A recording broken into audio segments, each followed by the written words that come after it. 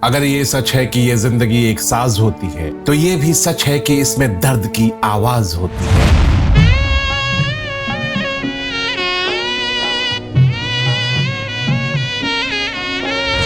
आज के इस वीडियो में हम बात करेंगे उस फनकार की जिसके सांसों में सरगम था, जिसने शहनाई बजाई तो रुला दिया, बांसुरी बजाई तो बुला लिया। जी हाँ दोस्तों, ये वो फनकार थे जो आए तो थे साजिंदा बनकर, लेकिन हिंदी सिनेमा ने इनकी प्रतिभा को देखकर संगीतकार बना दिया।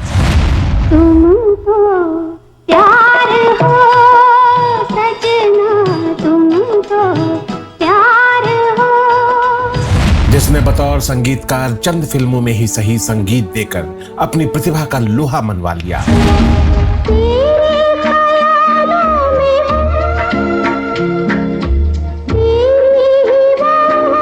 जिनकी प्रतिभा का हस्ताक्षर आज भी हिंदी सिनेमा के संगीत में मौजूद है, लेकिन इस फनकार को खिलने का पूरा मौका नहीं मिला। जब इस संगीतकार की फिल्में म्यूजिकल हिट होने लगी, तो इन्होंने अपनी कोशिशों को और बढ़ा दिया।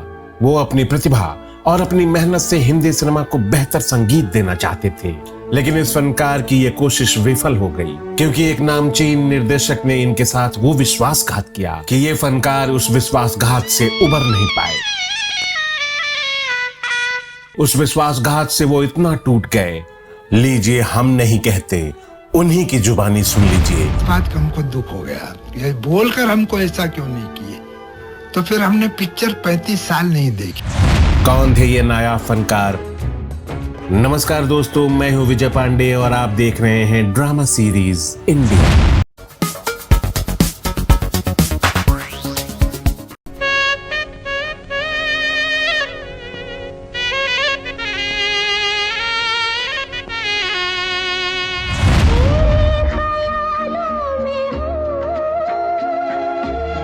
जी हाँ दोस्तों, हम बात कर रहे हैं फिल्म सेहरा और गीत गाया पत्थरों के म्यूजिक डायरेक्टर रामलाल चौधरी की।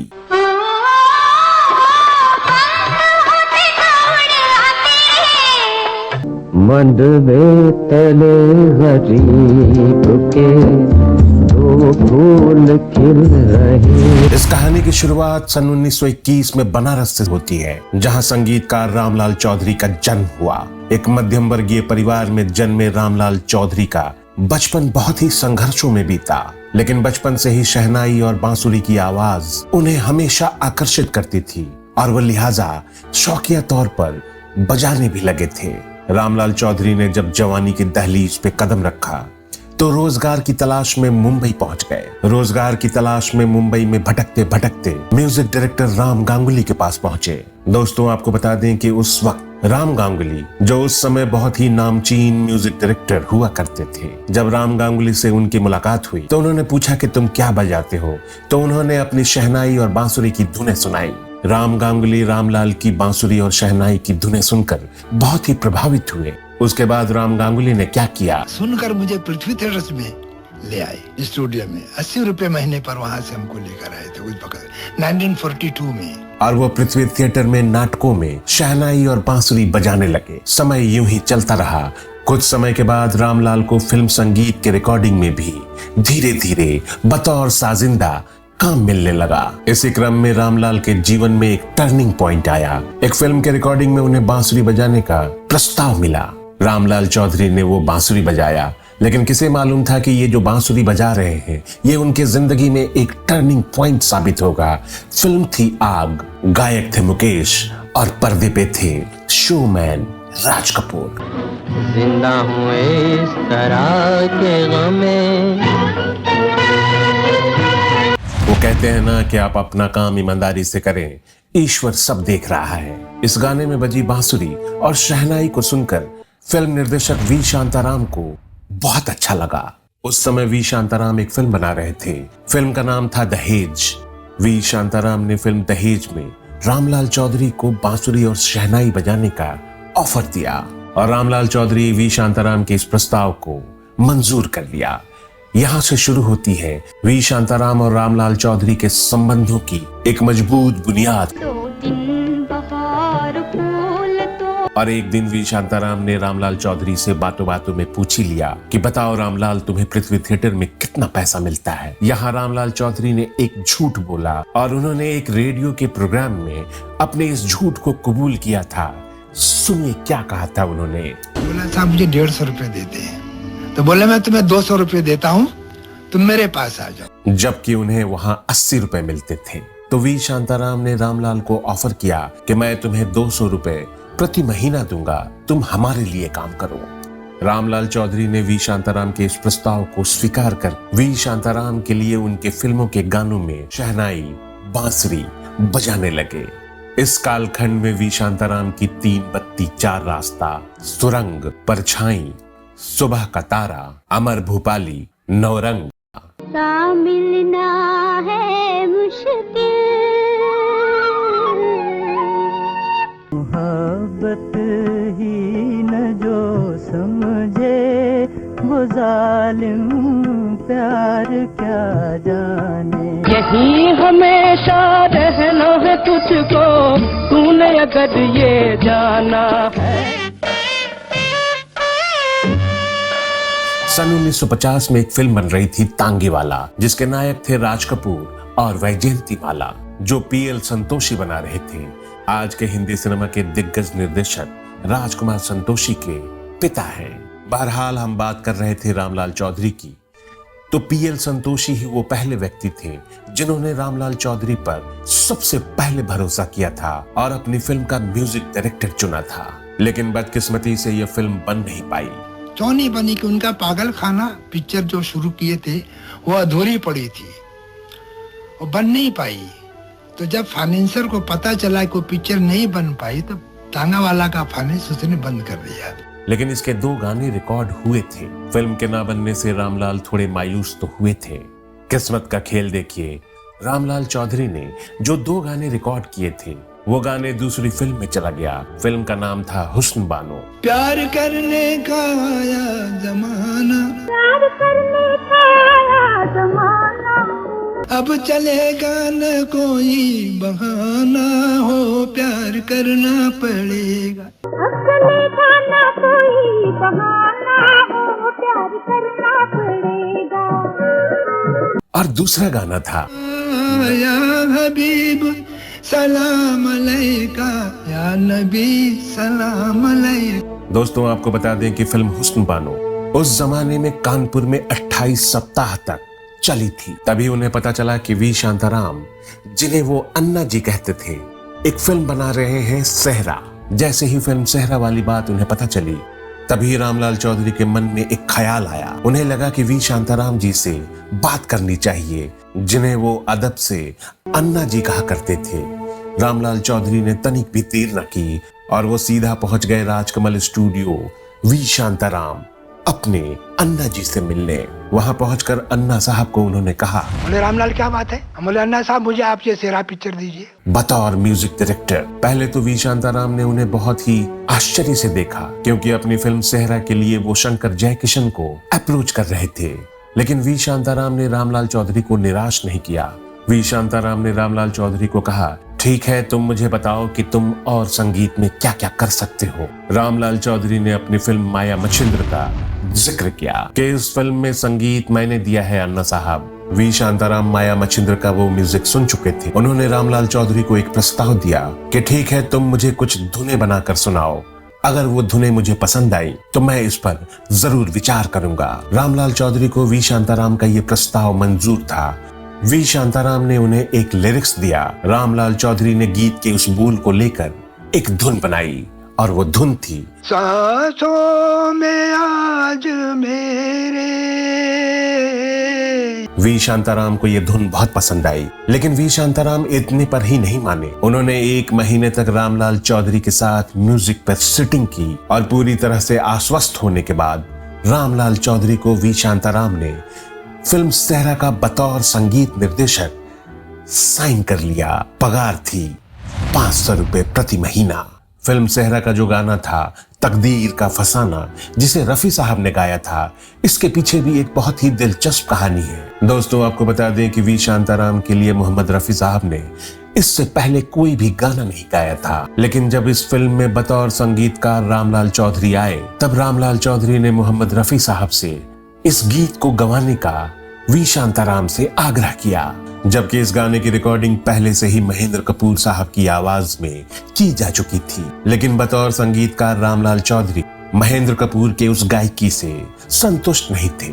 इसी क्रम में रामलाल चौधरी ने वी शांताराम से एक आग्रह किया कि मैं बतौर संगीतकार इस गाने को शहंशाह तरन्नुम मोहम्मद रफी साहब से गवाना चाहता हूँ, क्योंकि इस गाने में आवाज की जो हरकतें हैं, आवाज की उन हरकतों के साथ मोहम्मद रफी साहब ही इसके साथ न्याय कर सकते हैं। इसके सुरों के उतार चढ़ाव के साथ वी शांताराम को रामलाल चौधरी की ये बात बहुत ही अच्छी लगी और उन्होंने हामी भर दी। वी शांताराम के हामी भरने के बाद रामलाल चौधरी मोहम्मद रफी साहब के पास गए कि रफी साहब, मैं हिंदी सिनेमा में बतौर संगीतकार स्थापित होना चाहता हूँ, इसके लिए मुझे आपकी मदद चाहिए। मोहम्मद रफी साहब का दरबार एक ऐसा दरबार था जहाँ से कोई भी निराश नहीं लौटता था, तो रामलाल चौधरी कैसे लौटते।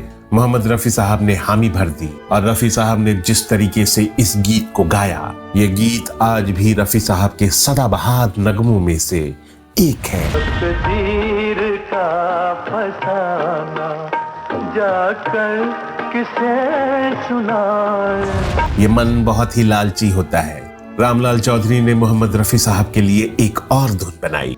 मस्त नजर की कटार दिल के उतर गई पार, डर डर डर। मस्त नजर की कटार दिल के उतर गई पार, इन प्यार की राहों में। फिल्म बनकर रिलीज के लिए तैयार हो गई। दोस्तों, हम आपको बता दें कि जिस समय फिल्म सेहरा रिलीज हुई थी, उस समय के कई दिग्गज संगीतकारों की फिल्म भी रिलीज हुई थी। नौशाद साहब की फिल्म लीडर और शंकर जयकिशन की फिल्म संगम, तीनों फिल्मों के गाने एक से बढ़कर एक थे। लेकिन फिल्म सेहरा का संगीत लोगों को कहीं से भी कमतर नहीं लगा। लोगों ने इस फिल्म के गाने को भी भरपूर प्यार दिया। जा जा जा रे तुझे हम जान गए, कितने पानी में हो पहचान गए। लेकिन दोस्तों, हम आपको बता दें कि रामलाल चौधरी की ये फिल्म तो सुपरहिट रही, लेकिन उन्हें हिंदी सिनेमा के निर्माता निर्देशकों से बहुत ही कम बधाई मिली। बधाई का लिस्ट बहुत ही छोटा था, लेकिन इस लिस्ट में जो नाम थे उनके तरफ से बधाई आना ये रामलाल के लिए बहुत ही बड़ी बात थी। लिस्ट के नाम थे वसंत देसाई साहब और मदन मोहन साहब, लेकिन किसी और ने हिंदी सिनेमा के इस नए संगीतकार का स्वागत नहीं किया बधाई से। सन 1965 में वी शांताराम एक और फिल्म बना रहे थे। फिल्म का नाम था गीत गाया पत्थरों ने।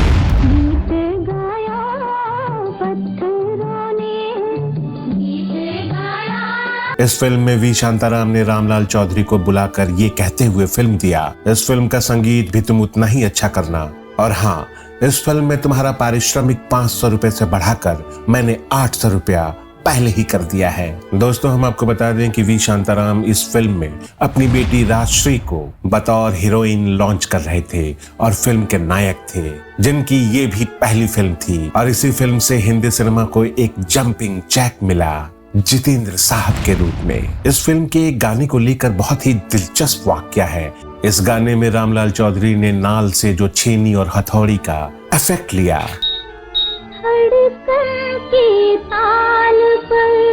वो इफेक्ट बहुत ही काबिल तारीफ है। लेकिन दोस्तों, हम आपको बता दें कि इस इफेक्ट को पाने के लिए रामलाल चौधरी को न जाने कितनी रातें कुर्बान करनी पड़ी।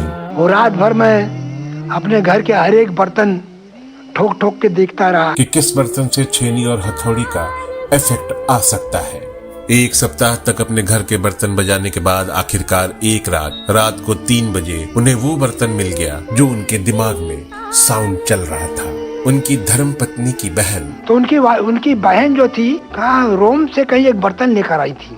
वो निकाल के मैं एक छोटी से लोहे से चम्मच से कुछ मारा तो हमको वो साउंड मिला। रात को 3 बजे। और दोस्तों, बात निकली है उनके धर्मपत्नी की बहन की, तो रामलाल चौधरी की धर्मपत्नी की भी बात कर ही ली जाए। रामलाल चौधरी की अपनी धर्मपत्नी से मुलाकात बहुत ही सिनेमाई था। रामलाल की पत्नी एक विदेशी महिला थी और उनके विवाह की कहानी भी बहुत ही दिलचस्प है। हुआ यूं कि रामलाल चौधरी एक पार्टी में गए थे। वहां उनकी मुलाकात उस विदेशी लड़की से हुई। मुलाकात कराने वाला उन दोनों का एक कॉमन फ्रेंड था। तो क्या हुआ, ऐसे दो बात हुआ, उनको पता नहीं क्या पसंद आ गया, पता नहीं कौन सी बात उनको हमारी पसंद आ गई। दूसरे दिन शादी का ऑफर। ये ऑफर पाकर रामलाल चौधरी पहले तो आश्चर्य में आए, लेकिन उनके मन में भी शहनाइयां बजने लगी थीं और उन्होंने इस प्रस्ताव को स्वीकार कर लिया। उन दोनों की शादी हो गई और अपनी धर्मपत्नी को ध्यान में रखकर एक गाना बनाया था।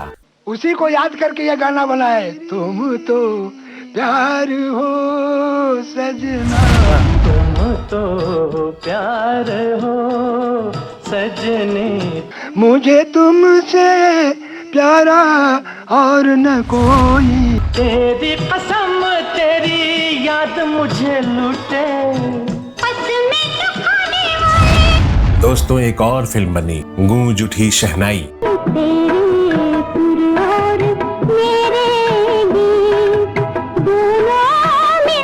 जिसे विजय भट्ट साहब बना रहे थे। विजय भट्ट रामलाल के शहनाई के मुरीद थे। वो चाहते थे कि उनकी फिल्म में रामलाल शहनाई बजाएं, क्योंकि वो फिल्म शहनाई पर ही आधारित थी। दोस्तों, इसके इतर हम आपको एक बात बता दें, क्योंकि इस फिल्म में शहनाई के बेताज बादशाह बिस्मिल्लाह खां साहब ने भी शहनाई बजाई थी। विजय भट्ट साहब अपनी फिल्म के सिलसिले में रामलाल चौधरी से मुलाकात की और विजय भट्ट साहब ने रामलाल जी से वादा किया था, आपके नाम का टाइटल प्लेट बिल्कुल सोलो जाएगा, background music song by Ramlal Chaudhary. इस फिल्म के क्रेडिट रोल में background music, background song, background shehnai और सॉन्ग शहनाई, एक सिंगल प्लेट में नाम जाएगा शहनाई प्लेट बाय रामलाल चौधरी, और दूसरा प्लेट जाएगा वो भी सोलो ही जाएगा, शहनाई प्लेट बाय बिस्मिल्लाह खां। रामलाल चौधरी इस बात पे राजी हो गए और फिल्म में शहनाई बजाई। इस फिल्म की शुरुआत ही रामलाल चौधरी के शहनाई से होती है।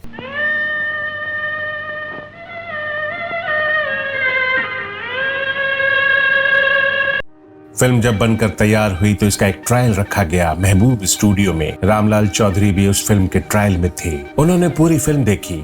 जब फिल्म का क्रेडिट रोल शुरू हुआ तो रामलाल चौधरी की आंखें सिनेमा के पर्दे पर अपना नाम ढूंढ रही थी, वो भी सोलो प्लेट में। लेकिन अचानक रामलाल चौधरी की आंखें फटी की फटी रह गईं, क्योंकि जब स्क्रीन पर रामलाल चौधरी का नाम आया, उससे रामलाल चौधरी बहुत ही मायूस हो गए, सन्न रह गए। मेरा 4-5 आदमी के साथ नाम छुटा दे दिए विजय भट्ट। रामलाल चौधरी ने कुछ नहीं कहा, सीधा हॉल से बाहर निकल गए और ये घटना उनके मन में लगातार चलती रही। विश्वासघात हुआ है, विश्वासघात हुआ है। उसके बाद रामलाल चौधरी बतौर साजिंदा बहुत छोटे मोटे प्रोजेक्ट्स करते चले गए और धीरे धीरे रामलाल चौधरी हिंदी सिनेमा के मेन स्ट्रीम से बाहर होते चले गए। रामलाल चौधरी जी का बुढ़ापा बहुत ही मुफलसी में गुजरा। महाराष्ट्र सरकार ने उन्हें पेंशन भी दिया और आखिरकार सन 2010 में रामलाल चौधरी जी की सांसों का सरगम थम गया।